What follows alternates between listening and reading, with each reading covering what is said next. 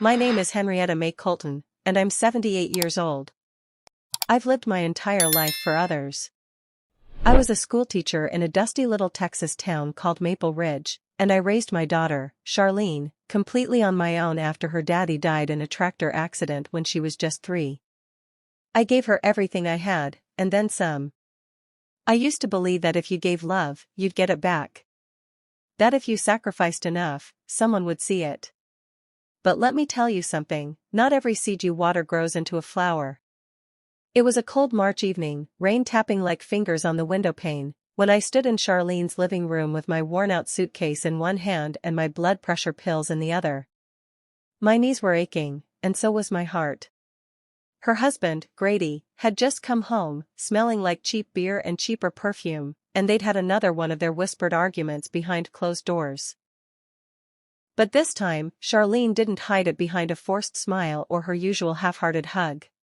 She marched into the room like a storm cloud, eyes red but jaw tight, and said, "Mama, you've overstayed your welcome. You're holding us back." I blinked. For a moment, I thought I'd heard wrong. But she repeated it, louder, colder. Grady stood behind her, arms folded, smug as a cat that swallowed the canary. "We can't keep looking after you. You don't pay rent, you don't clean like you used to, and, let's be honest, you're not really part of this family anymore. Not part of this family anymore." That sentence pierced through me like sleet. The suitcase Charlene had packed for me, without my help, was already at the front door. My burgundy leather one, cracked at the corners, the same one I carried to college in '64. It hit the porch with a dull thud when she tossed it outside. "You can stay with one of your church friends," she said, voice sharp. "Or, I don't know. Figure it out.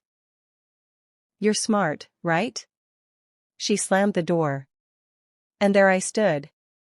In the pouring rain. In my slippers. On a Thursday night. I didn't even have my coat. The streetlights flickered above as I slowly walked toward the curb. The wind held through the trees like it was warning me, or maybe mourning me. I looked back once at the house. No one peeked through the curtains. No one cared. For a moment, I stood still. Then I picked up my suitcase, wiped my wet face, rain or tears, I couldn't tell anymore, and whispered to myself, "I'm not going to die like this." I didn't know where I was going. I just knew it had to be anywhere but here. I didn't have a plan that night. No money, no phone, Charlene had taken it for emergencies. I had nothing but that old suitcase and my worn slippers, soaked through by the time I reached the end of the street. The rain was coming down hard now, needling my scalp, drenching my nightgown. Cars passed without slowing. I could have been a ghost, and no one would have noticed. There's a strange kind of silence in betrayal. It's not loud like in the movies. It's quiet, like the world's given up on you, and all that's left is the sound of your own breathing. I walked until my legs felt like jelly. Maple Ridge isn't a big town, but at night, with the streetlights flickering and everything closed up tight, it feels endless. My fingers were stiff from cold by the time I reached the corner gas station. The old Bluebird Mart, same place where I used to buy popsicles for Charlene when she scraped her knees at the playground. The boy behind the counter looked up, startled. He couldn't have been older than 20. "Ma'am, are you all right?" he asked, stepping around the register. I must have looked a mess, wet hair plastered to my cheeks, clutching my suitcase like it was a lifeline. I couldn't even speak at first. My voice was trapped behind years of silence. But I managed to whisper. "I just need to sit a moment." He brought me a folding chair, offered a styrofoam cup of hot cocoa, and didn't ask any more questions. I sipped it slowly, the warmth stinging my cracked lips. "You want to call someone?" he asked gently. I thought about it. But who would I call? My sister died 6 years ago. I had no brothers, no cousins nearby. The only people who might have cared were buried or long moved away. The truth was, I had spent so much time being strong that I hadn't let anyone be close. Not since Charlene got married. And that marriage, that man. Grady. He was charming in the beginning. Always smiling, always talking big, investments, growth, real estate dreams. Charlene had stars in her eyes. But even stars can burn cold. Over the years, I noticed things. The controlling way he held her arm when she spoke too long. The passive-aggressive jabs. The bank statements that never made sense. When I brought it up, Charlene said I was imagining things. And when I brought it up again, she said I could leave. But I didn't. Not because I couldn't, but because I wouldn't leave her alone with that man. I stayed. I bit my tongue. I cooked their meals, cleaned their house, looked after their daughter, little Penny. I told myself, this is just a rough patch. She'll come back to me. 10 years passed that way. 10 years of walking on eggshells in my own daughter's home. 10 years of smiling through tears while Grady made jokes at my expense at the dinner table. 10 years of watching Charlene fade into someone I didn't recognize. And now, here I was. Homeless. Cold. Old. The boy behind the counter, bless his heart, offered to call someone from the nearby Grace Community Shelter. They got warm beds. And they're nice folks. You'll be safe there. I nodded. I didn't feel safe. But I was tired. Too tired to argue. When the van from Grace pulled up, an older black woman stepped out, wearing a bright yellow raincoat and a look of concern. "Name's Laverne," she said, holding out a hand. "Let's get you inside, sugar." She didn't ask questions. She just helped me into the van and wrapped a blanket around my shoulders. Her touch was soft, but her presence was strong, like a tree that had seen many storms and refused to fall. As we drove away, I looked back once at the gas station's flickering lights. That was the moment I realized something. I had lost everything. But maybe now, I was finally free to find myself again. The shelter smelled like cinnamon oatmeal and old books. Not what I expected. I thought it would be cold and hard, like the jail cells you see in TV dramas. But Grace Community Shelter was gentle. Quiet. It looked like someone's grandmother had decorated it, with crocheted blankets on every cot and a worn Bible on the nightstand. There was even a golden lamp in the corner, warm and humming like a fireplace. Laverne led me down a short hallway. "We don't ask too many questions here," she said softly, unlocking the door to a small private room. "We just listen when you're ready." That sentence stuck with me. Because no one had really listened to me in over a decade. Not since Charlene met Grady.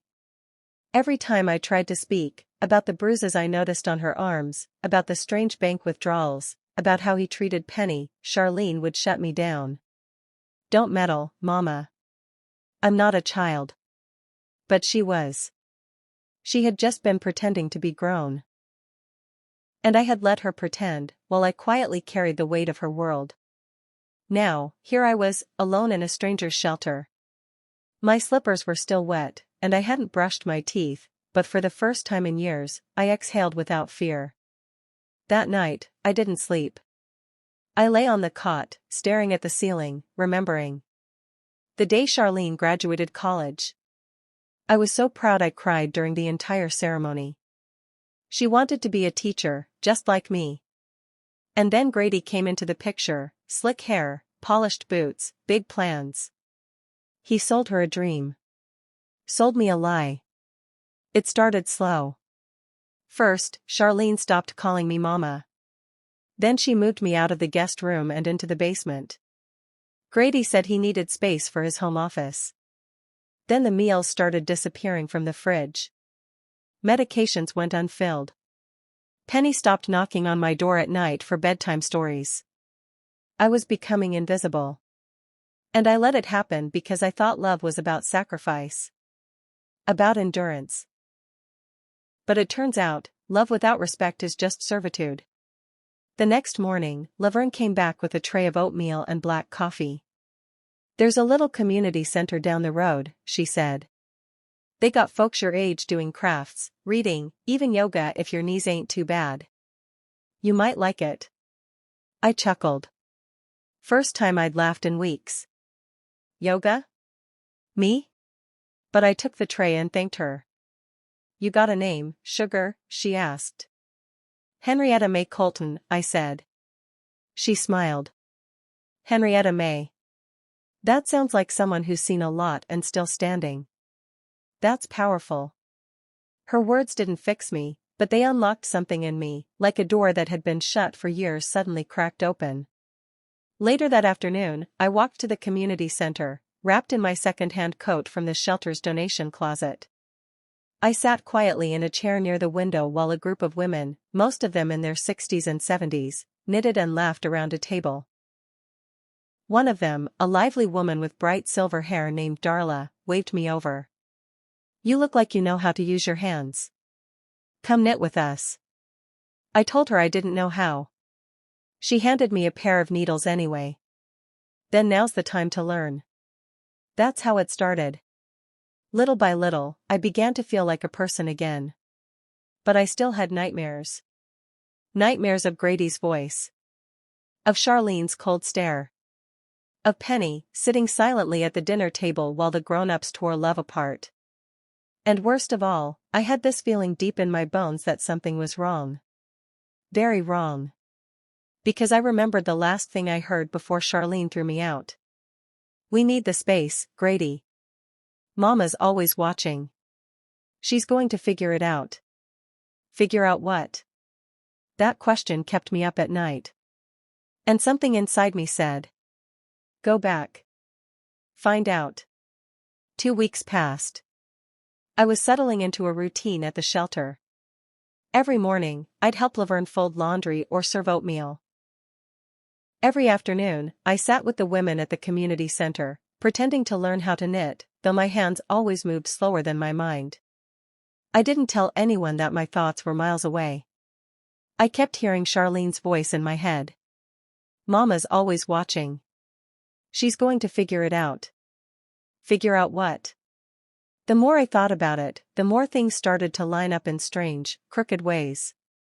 Like how Charlene never let me near their mail after the 3rd year I moved in. Like how Grady always kept a drawer in his home office locked, even when he was out of town. Like how Penny, sweet little Penny, once said, Mommy said if you tell anyone about the papers, Daddy might get mad and take us away. That had been almost a year ago. I didn't press. I didn't want to scare her. But now I wished I had. So I made a decision. I didn't tell Laverne.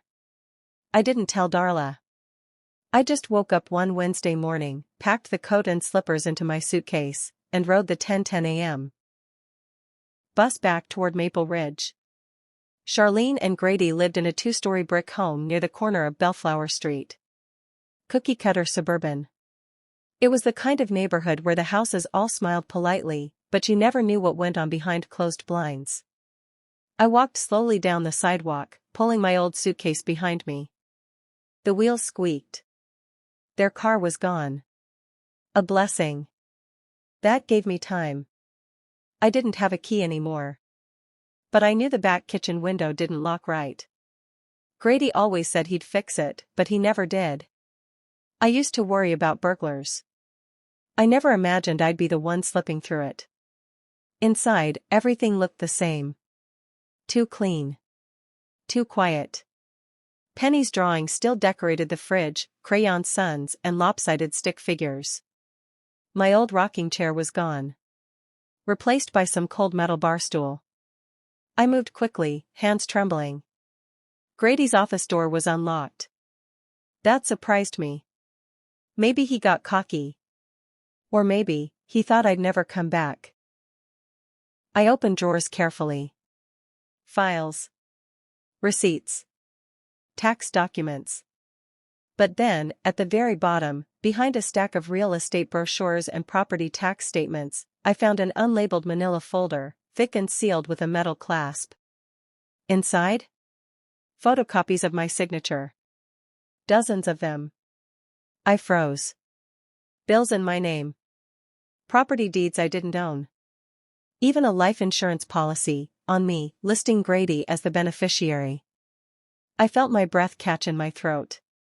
He had been forging my signature. Using my credit. Using my identity. For years. I remembered now, how Charlene would bring me forms to sign. "It's just so you can stay on our family account," she'd say. Just paperwork. I never read them. I wanted to believe her. Tears welled up in my eyes. They had bled me dry, financially, emotionally, while smiling to my face. And when I had nothing left to give, they tossed me out like yesterday's newspaper. That folder was proof. Proof that they weren't just careless, they were cruel. Calculated. Suddenly, I heard a car pull into the driveway. Tires crunching the gravel. My heart stopped. They were home. I stuffed the folder into my coat and backed out through the kitchen, careful not to make a sound. My knees ached. My breath was short. But I made it down the street before I heard the front door open. I didn't stop walking until I was back at the bus station. On the ride back to the shelter, I clutched that folder like it was oxygen. I didn't know exactly what to do with it yet, but I knew one thing for certain. This wasn't over. They thought I was weak. They forgot I raised a daughter while burying a husband. They forgot I fought cancer at 60. They forgot I survived heartbreak, poverty, and loneliness. But they were about to remember who Henrietta Mae Colton really was. I always thought lawyers were for rich people. Or crooks. Or TV characters with shiny teeth and fancy words. But Clarence Dupree was none of those. He had a small office above the old bakery on Myrtle Avenue. I found his name from a pamphlet pinned to the community board at Grace Shelter. The paper was wrinkled, the ink faded, but something about the words "free legal aid for seniors" made me tear it down like it was heaven sent. Clarence looked about 65, with thick glasses and suspenders that didn't match his shirt. He reminded me of an old student of mine who never paid attention in class but always managed to get the right answer. He listened without interrupting as I laid the folder between us and told him everything, how Charlene had tricked me into signing papers, how Grady forged my name, and how they drained me of everything I had. He didn't say much while I spoke. But when I finished, he leaned back in his chair, steepled his fingers, and said, "Henrietta, this is fraud. And not just fraud, felony fraud. They could go to prison for this." Prison. That word made my chest tighten. I didn't want to see my daughter in handcuffs. No mother does. But I also wasn't going to pretend anymore. Not after everything they'd done. "I don't want revenge," I said quietly. "I just want my life back. I want them to know they can't treat people like this." Clarence nodded. "Then let's start by stopping them from doing it to someone else." The next few days moved fast. Clarence helped me file a report with the Texas Department of Aging and Disability, and with the local police, who opened an investigation. The shelter's director, Laverne, offered to be my emergency contact. And Darla? That silver-haired firecracker? She brought me lemon cake every afternoon and told me, "Whatever happens, honey, you're not going back to that house unless it's to collect your apology." It was exactly 16 days after I visited the lawyer when Charlene showed up at the shelter. I was sitting in the garden behind the main building, planting tomatoes with one of the volunteers, when I heard her voice. "Mama." I turned around. She looked thin. Pale. Nervous. Grady wasn't with her. She walked toward me slowly, like she was afraid I might throw a tomato at her. I stayed quiet. My hands were still buried in the dirt. "They came to the house," she said, her voice trembling. "Some guy from the state. Said I'm under investigation. That you filed a complaint." I wiped my hands on my apron and stood up. "Not a complaint. The truth." Charlene swallowed hard. Her eyes were glassy. "Mama, I didn't know what he was doing. Grady told me it was just paperwork. That it was all for tax breaks. I didn't know." "You didn't ask," I said firmly. "You didn't care enough to ask." She broke then. Right there in the garden. Dropped to her knees in front of me, like she had when she was 5 and lost her favorite doll. But this wasn't about dolls. This was about trust. Dignity. 10 years of silence. "I'm sorry," she whispered. "I'm so sorry. I let him poison everything. You were right. I just didn't want to believe it." I looked down at her and for the first time, I didn't see my daughter, I saw a woman who made a choice. Maybe not to hurt me, but to let me be hurt. And that's almost worse. You didn't just betray me, Charlene. You turned your back when I needed you most. You let a man destroy your mother. She sobbed harder. Her hands clutched my apron like she was drowning. Grady's gone. He left town when the investigators came. Took our savings. I don't even know where Penny is, he took her too. My knees almost gave out. Penny. You let him take her? I didn't know, he said he was just taking her to school. He never came back. I closed my eyes. My head was spinning. The anger was a slow burn now, steady and controlled. You need to call the police. Right now. She nodded, still weeping, reaching for her phone. Back inside, I sat alone in the dining hall with a glass of water. My hands were trembling. I didn't know what was coming next. But I did know this. Charlene had fallen into her own trap. And now, Grady was on the run with my granddaughter. And if she thought Henrietta Mae was going to sit quietly and let that man disappear with that child, she forgot who raised her. My heart hadn't beaten that fast since I went into labor with Charlene in the back of my daddy's pickup truck. But this time, the pain wasn't in my body, it was in my chest, deep and sharp, because Grady had taken my granddaughter.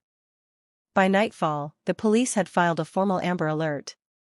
Charlene finally found the courage to hand over everything. Grady's phone number, his mother's address in Arkansas, even the old storage unit he used to rent when he wanted to clear his head. Clarence, my lawyer, got involved immediately. And Laverne, bless her sweet soul, held me like I was her own sister when I broke down in the shelter hallway. But I didn't cry long. I had cried enough. Now I was planning. The detective on the case, Officer Mallory Baines, was young but sharp. She had this way of looking at you like she saw straight through the nonsense. I liked her immediately. "We think he's headed north," she said, tapping her pen against a printed map of the region. "There was a toll charge on his car registered outside of Pine Hollow, a small town 2 hours away. You recognize it?" I did. My late husband had a fishing cabin out there. We hadn't been there in over 30 years. But Grady must have known. I cursed myself for ever letting him hear those stories over dinner. "He's got Penny," I whispered. "He'll use her to stay hidden. She's too sweet. Too obedient. We'll find them, Mrs. Colton. I promise you that." But I didn't wait for promises. I made my own. The next morning, I borrowed a car from Darla's neighbor, an old Buick with one good headlight and a gospel CD stuck in the player. I packed my pills, a sweater, a box of oatmeal cookies, and the last photo I had of Penny and me, taken under the big pecan tree in the yard before things got ugly. As I drove toward Pine Hollow, the sky darkened. The wind picked up. But I didn't care. I was a woman on a mission. A grandmother looking for her baby. I stopped at gas stations. Showed Penny's photo to clerks. Asked about a tall man with slick hair and a silver tongue. Most folks hadn't seen anything. Until one old woman behind the counter at a roadside diner said, "You talking about the man with the little girl?" "Yeah, he came through here 2 nights ago. Bought a tank of gas and 2 cheeseburgers. Said he was visiting an uncle." "Did the girl seem scared?" I asked. She nodded slowly. Quiet. Wouldn't make eye contact. Something didn't sit right. That was enough for me. By the time I reached the cabin, half swallowed by weeds and pine trees, it was nearly sunset. I left the car down the road and walked through the woods on foot. My knee screamed with every step, but I kept going. Because I knew Grady. I knew how he thought. Sure enough, smoke curled from the chimney. I moved around back, slow and silent. The window was cracked. I peeked inside and saw him, Grady, sitting at the table, talking on the phone. "I'll sell the documents if I have to," he said. "She's just an old woman. She won't push it." My blood turned to fire. Then I heard Penny. Her soft voice, humming in the next room. My chest ached at the sound. She was alive. She was okay, for now. I stepped away from the window and called Officer Baines. "He's here. Cabin on Bear Creek Road. Tell them to come now." "We're 10 minutes out," she said. "Stay put, Mrs. Colton. Do not go inside." But I was already halfway to the door. I didn't knock. I opened that door with the strength of every woman Grady had underestimated in his life. He turned, shocked. "Henrietta? Where's Penny? You don't belong here. Where is she?" He took a step forward, thinking he could scare me. But he didn't know that I had nothing left to lose, and everything to fight for. "You stole from me. Lied to me. And now you're holding my granddaughter hostage like she's your bargaining chip?" I hissed. "That child has more love in her little finger than you'll ever understand." Then I saw her, Penny, peeking out from behind the hallway curtain, eyes wide. "Grandma," she whispered. I opened my arms. "Come here, baby." She ran. She ran like her soul recognized mine. And I held her tighter than I ever had before. That's when the sirens came. Flashing lights behind the trees. Grady tried to bolt. But Officer Baines tackled him to the dirt like a linebacker at the Super Bowl. Penny and I rode back to town in the backseat of a patrol car, wrapped in blankets and each other. She didn't say much. Just looked up at me with teary eyes and whispered, "I knew you'd come." I kissed her forehead. "I'll always come for you." Grady was sentenced to 18 years in federal prison for fraud, child endangerment, and identity theft. He tried to blame it all on Charlene. Said she was the mastermind. But the documents, the recordings, the witnesses, and Clarence's relentless fire, proved otherwise. The judge called it a shocking abuse of trust against a senior citizen. I called it the end of a long nightmare. Charlene didn't escape consequences either. She faced civil penalties. Lost her job at the real estate firm. The court ordered her to pay restitution, not that I expected to see a penny of it. But I didn't want the money. I wanted accountability. I wanted her to look me in the eye and understand what she'd done. It took weeks before I agreed to see her. She came to the shelter where I was still staying, holding a paper bag of peaches, my favorite, and a trembling apology on her lips. "I was weak, Mama," she whispered. "I was scared of him. Scared of being alone. I let him convince me you were a burden." "I was a burden," I said softly. "Because I carried all your weight for you. And you got used to it." She cried. Deep, gut-wrenching sobs. And I let her. Because for once, I didn't rush to comfort her. I let her sit in the pain she helped create. But forgiveness is a funny thing. It's not loud. It's not quick. It's a slow walk down a long road. I didn't forgive her that day. But I let her see Penny. And when I saw the way she held that child, fragile, like porcelain, I knew there was still something good left in her. Maybe motherhood had broken her. But maybe, just maybe, it could also heal her. As for me, I never went back to that house on Bellflower Street. Instead, I used the small grant Clarence helped me apply for and rented a tiny cottage on the edge of Maple Ridge, near the old train station. The porch creaks, the floor leans to the left, and the water pressure is unpredictable. But it's mine. Every inch of it is mine. Laverne helped me plant a garden in the back. Collard greens, rosemary, and tomatoes. Darla visits every Sunday with banana pudding and gossip. And Penny? She comes over after school every Tuesday. We do puzzles. Eat jelly sandwiches. Watch old westerns until she falls asleep on my shoulder. She calls me Nana now. Says it sounds stronger than Grandma. I like that. I've learned something in these last few months. Breaking free doesn't always look like a dramatic exit. Sometimes it looks like a woman packing her slippers and stepping out into the rain. Sometimes it's a whisper in the mirror saying, I deserve more. Sometimes it's learning how to start over at 78. I'm not bitter. I'm not angry. I'm awake. I lost 10 years to silence. But now? Now I live loud.